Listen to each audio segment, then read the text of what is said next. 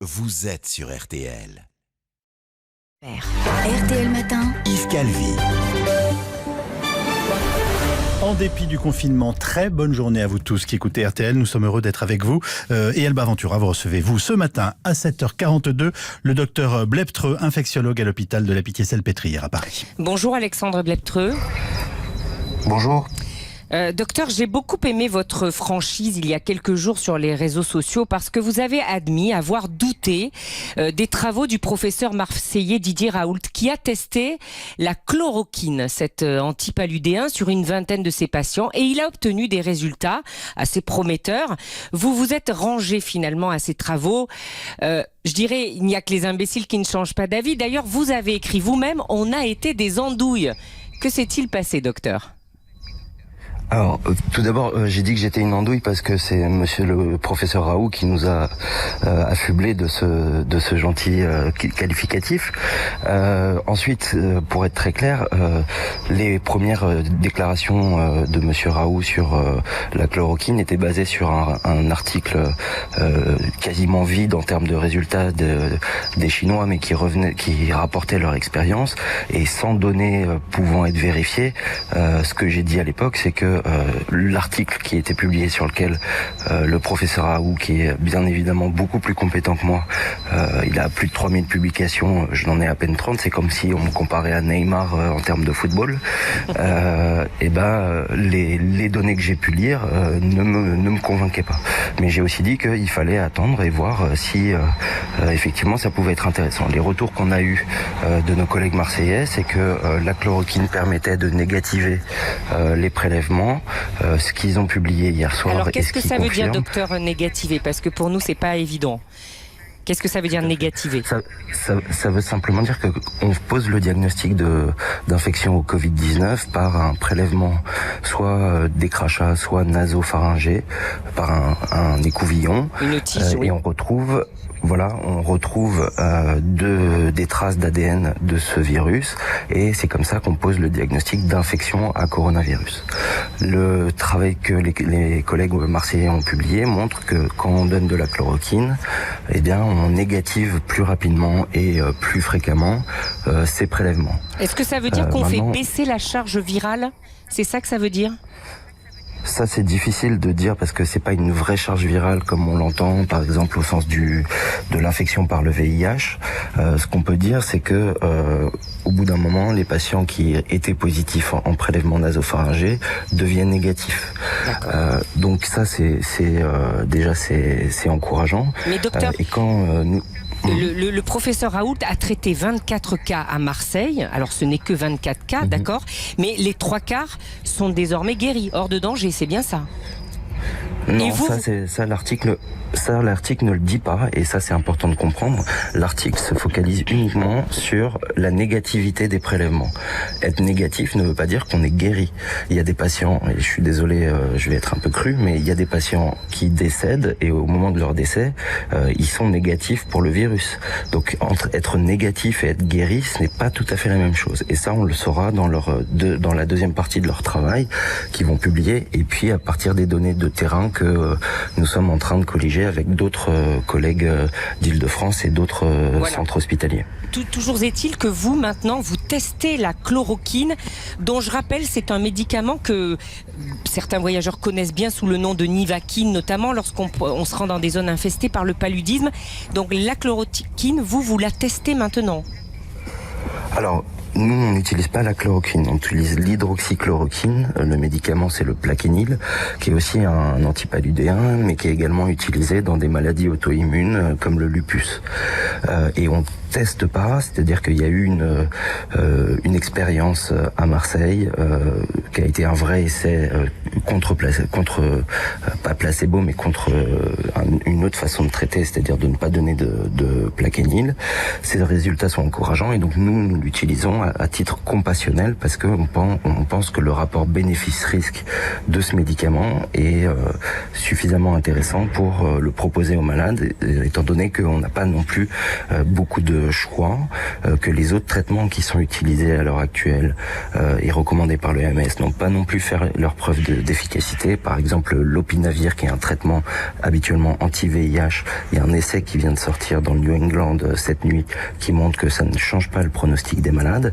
Et c'est très important de comprendre que l'hydroxychloroquine utilisée par nos collègues marseillais et que nous utilisons également et que beaucoup d'autres vont commencer à utiliser n'a pas fait sa preuve de l'efficacité sur la survie, sur la mortalité et sur la guérison clinique. Mais racontez-nous. Simplement... Oui, docteur, pour nous, Oui. pour nous néophytes, quel effet ça a sur vos patients ? Pour le moment, je peux pas vous dire parce qu'on a commencé les premiers patients vendredi et que il faut se laisser au moins 7 jours. Surtout qu'on sait maintenant que pour ce virus, il y a une espèce de ligne de crête qui est aux alentours du 7e jour et une partie des patients au 7e jour vont évoluer favorablement et donc une ils partie vont bien, des patients... leur cas évolue plutôt bien, c'est ça que vous nous dites ? Non, ce que je vous dis, c'est que l'histoire naturelle de la maladie, c'est que au 7e jour, il y a une partie des patients qui vont évoluer favorablement et une partie des patients qui vont s'aggraver très rapidement. Et pour le moment, et l'objectif de l'hydroxychloroquine, c'est justement d'éviter et de réduire au maximum le nombre de patients qui vont aller mal à partir du 7e jour. Et pour le moment, je suis en incapacité scientifique de vous dire ça marche ou ça marche pas. On ne sait pas là si on tient un traitement on est pragmatique. Non, on est. Il faut comprendre qu'on essaye, on est pragmatique, on essaye de voir ce qui peut améliorer les patients. Et c'est pas parce que moi ou n'importe qui d'autre dit il faut faire ça ou on essaye que ça veut dire on a trouvé le traitement qui va guérir tout le monde. Et je pense qu'en médecine c'est toujours comme ça. Il y a aucun traitement, rien n'est miraculeux. Il y a des gens qui répondent, des gens qui répondent pas. Il y a des profils pour qui ça va être bénéfique, des profils pour qui ça ne changera rien. Et ça, c'est beaucoup trop tôt pour pouvoir le dire, puisqu'on est au tout début des choses. Mais lorsqu'on regarde les travaux du professeur Raoult à Marseille, on se dit, quand même, est-ce qu'on n'aurait pas pu épargner des vies ? Mais encore une fois, le travail du professeur Raoult et de toute son équipe est très bien fait, dans l'urgence, mais très bien fait. Mais il ne répond pas à la question éventuellement du nombre de vies sauvées par traitement. Pour ça, il faudrait avoir beaucoup plus de patients sous traitement et avoir un suivi plus long. Là, le suivi des malades s'arrête au 6e jour en termes de négativisation des prélèvements. Et donc, pour l'instant, cet article, aussi intéressant et aussi important soit-il, ne répond pas à cette question. Il nous manque du recul en réalité, docteur. Tout à fait. Et pourtant, vous avez vu que le laboratoire Sanofi a dit qu'il pouvait déjà offrir des millions de doses, de quoi traiter 300 000 patients. Oui, mais c'est pareil. Si effectivement ça se confirme que ça a un intérêt et que ça réduit le risque de passage en forme grave, on remerciera le laboratoire Sanofi de mettre à disposition ce traitement qui n'est pas très coûteux. Et si ça ne marche pas, ça ne sert à rien de se précipiter et que tout le monde se mette sous chloroquine de façon préventive ou même thérapeutique. Parce qu'il faut rappeler que ce médicament peut avoir des effets cardiaques, a des interactions avec d'autres médicaments, et donc c'est toujours pareil. Un médicament, il n'y a aucun médicament miraculeux, il n'y a aucun médicament qui marche sur 100% des cas, et un médicament, une substance chimique, ça se prescrit par un médecin après analyse des éventuelles interactions et du terrain des patients. Donc ce matin, vous dites aux auditeurs, surtout ne vous précipitez pas à la pharmacie, ne vous faites pas prescrire ce médicament. Exactement. Si tout le monde se fait son petit stock d'hydroxychloroquine sur simplement un signal positif, premièrement, on risque d'être en pénurie pour les patients pour lesquels il y en aurait vraiment besoin. Et deuxièmement, les gens risquent de prendre un médicament sans savoir si pour eux il est non indiqué, indiqué ou même contre-indiqué en fonction de leurs autres traitements et de leur pathologie. Ouais, de toute façon, il faut une ordonnance, mais bon, on sait très bien qu'il y en a qui se font prescrire tout et n'importe quoi. Docteur, à votre avis, dans combien de temps, au bout de combien de cas, vous pourrez dire que on tient là quelque chose? Je pense qu'il faut, pas seulement pour nous à la la pitié, mais pour l'ensemble de nos collègues, je pense qu'il faut se laisser au moins une dizaine de jours pour qu'on puisse avoir le recul suffisant, qu'on ait suffisamment de patients qui étaient mis sous traitement dès la détection de la maladie et qui est passé ce point de crête de J7, J8. Et une fois qu'on aura suffisamment de patients qui auront eu au moins 10 jours de traitement, on pourra commencer à analyser. Mais je peux déjà vous donner mon sentiment et l'impression qu'on va en avoir. C'est-à-dire que ça améliorera, ça permettra peut-être à certains patients de pas s'aggraver.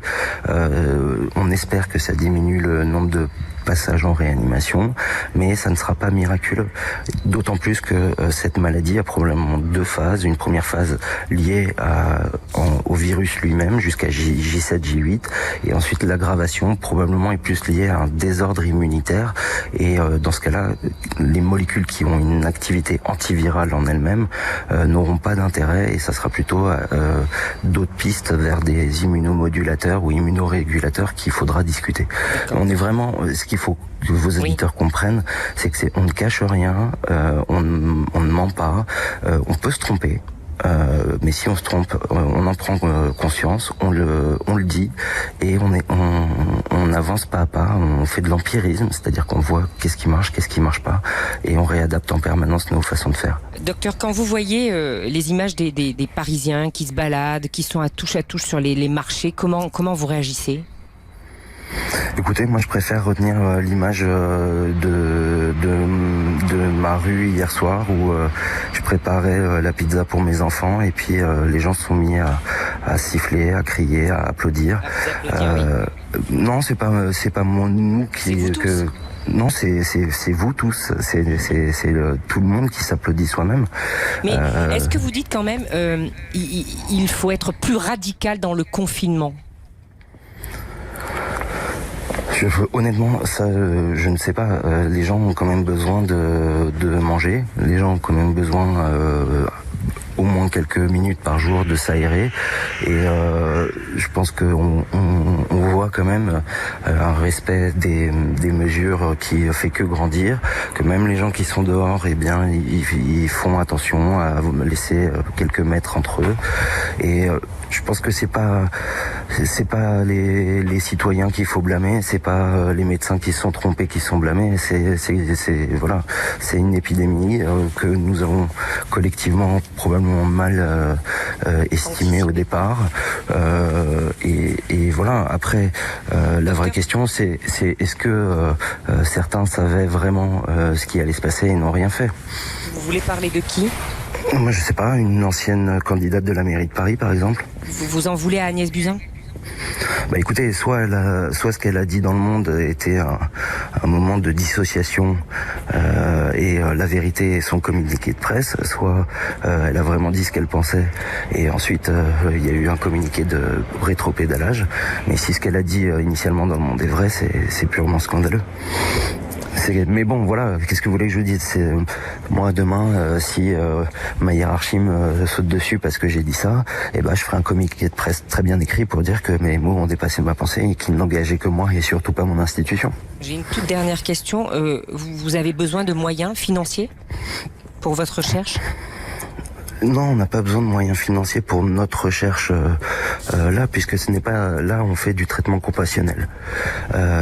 L'hôpital public a besoin de moyens financiers depuis des années et on est depuis plus d'un an et demi, on est en grève. Un an, on est en grève.